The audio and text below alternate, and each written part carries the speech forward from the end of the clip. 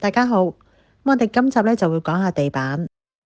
地板分為兩種，一種含有實木成分，而另一種係不含任何嘅實木成分。我哋今次講嘅呢4款都係比較受歡迎嘅地板，就係 Solid Wood、Engineering Wood、Laminate 同埋 Vinyl 啦。首先我哋講到 Hardwood 硬木。實木地板就係指未經過拼接啦、覆貼，用實木直接加工而成嘅地板。實木嘅地板一般都係有防潮防濕嘅效果，通常都會配地龍骨或者係夾木地龍骨使用嘅。因為 Hardwood 係屬於實木嘅，價錢上面係比較貴，咁所以其實係一種奢侈品嘅選擇。實木地板一般分為幾類嘅 Prime、Select、Natural、Rustic 等等。但係到底指嘅係啲乜嘢呢？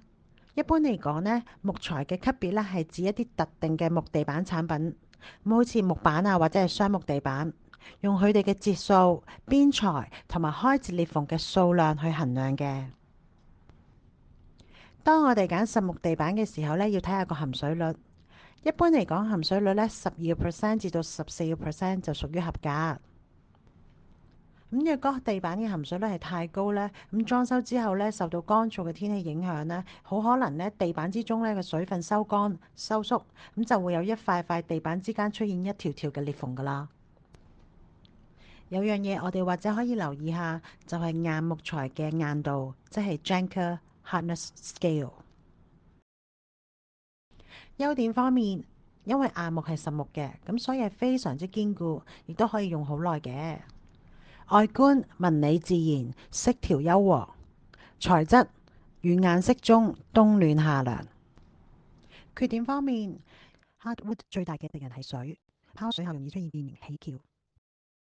因為實木地板係一個比較貴嘅選擇啦，咁所以其實大家要知道一個含水率。如果大家唔知道個含水率 percentage 未必係一個好嘅選擇。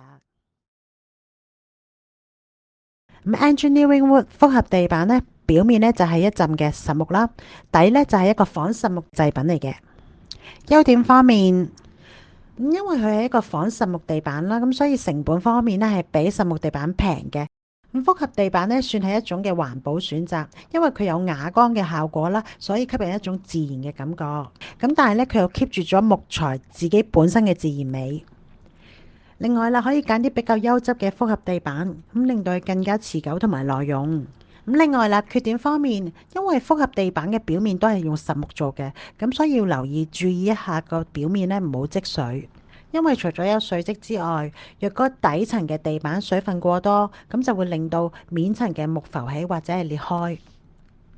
若果乾燥嘅天氣，因為越硬嘅木材吸濕嘅能力就會越弱，咁板面過度乾燥就會有機會同下面嘅木層就分裂啦。咁我哋叫做 dry cupping。若果頂層越薄，乾燥嘅速度就會越快。頂層就想從低層拉開，但係由於低層已經緊緊貼咗喺低層嘅地板上面，結果地板就會烘起啦。如果想襟用啲嘅做法其實可以測試下房間嘅相對嘅濕度同埋溫度啦，然後去返專門店選購適合嘅木材。咁要提一提就係房間嘅濕度都會隨住季節嘅天氣而有所變化㗎。呢一種嘅情況硬木地板同埋複合地板都有機會係會發生嘅。不過複合地板製造嘅時候就會加強咗佢內層嘅防水能力。或者俾少少 tips 大家喺選擇木地板嘅時候相同嘅顏色都可能有唔同嘅色面。選擇色面耐磨層嘅時候通常我哋都會建議客人選擇至少2毫米嘅，而客人選擇3毫米就係我哋而家一般嘅工程地板最常見嘅厚度。一般中等價格嘅色面大約就去到3毫米嘅厚度，而貴價可以去到5毫米㗎。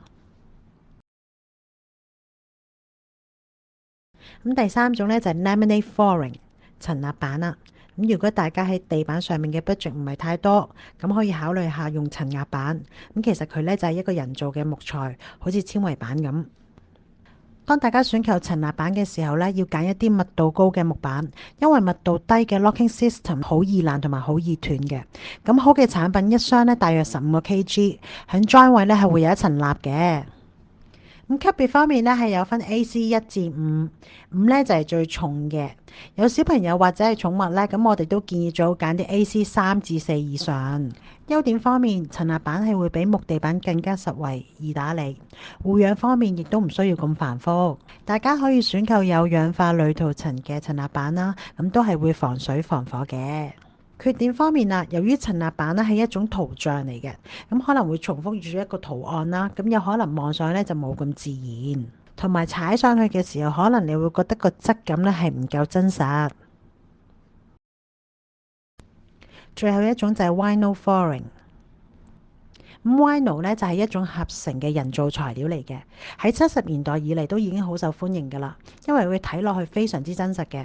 咁而家咧佢哋甚至推出咗一啲仿製嘅飾面，咁而呢啲飾面咧係採用亞鋼鋼絲嘅拉絲飾面，咁俾人一種比較高貴嘅木材嘅感覺。優點方面啊，Vinyl 嘅價錢比起實木地板、複合地板同埋陳列式嘅地板咧係更加大眾化，佢可以好快速咁樣安裝啦，而且非常之耐用，因為佢係100% 防水嘅，唔怕佢刮花，亦都易於清潔。缺點方面，由於 Vinyl 咧唔係一個木頭嘅地板啦，係屬於一個合成嘅人造材料啦，咁所以若果係房間咧個地板唔夠平嘅話咧，我哋就唔會建議考慮用 Vinyl 嘅，因為出嚟嘅效果咧未必滿意。另外啦，因為 Vinyl 地板咧係需要黐上喺個地度嘅，咁所以咧如果要拆嘅時候都比較難拆除。選購 Vinyl 嘅時候要揀啲重身嘅，因為好嘅 Vinyl 係比較重身，唔似塑膠。有冇 underpads 都唔緊要，因為就算附帶嗰啲 underpads 咧都係較薄，咁我哋都係要買架墊再墊過。咁揀 Vinyl 嘅時候可能會見到兩個 sample 好似厚度差唔多，但係其實個 wear layer 嘅厚度咧可以係唔一樣㗎，咁一定要揀個底層厚嘅 Vinyl 嗰款。咁我覺得如果真係要選擇 Vinyl 做 flooring 咧，可能廁所、浴室會係首選。至於 design 方面，如果唔夠室內光，例如走廊，咁我哋可以選擇一啲比較淺色嘅木。如果間房係夠陽光呢，咁我哋可以揀一啲比較深色嘅，因為深色嘅木呢，一般俾人嘅感覺比較傳統、高貴同埋有格調。若果大嘅房間選擇用好多窄嘅木條，咁就會感覺上面好眼花同埋有壓力；而細房間用闊木咧，就會拉大咗個空間感。喺選擇地板嘅時候，無論係邊種嘅地板，我哋都會建議客人將 samples 帶翻屋企，然後每間房測試一下每種嘅 samples，配合每間房嘅光源、顏色變化。好啦，我哋今集嘅介紹差唔多啦。如果大家有任何嘅問題，不妨透過畫面上面嘅聯絡方式同我哋嘅團隊聯絡。想知多啲英國裝修屋企嘅知識，請大家 like 同埋 subscribe 呢個 channel，同埋唔好唔記得撳鈴鈴啦。拜拜。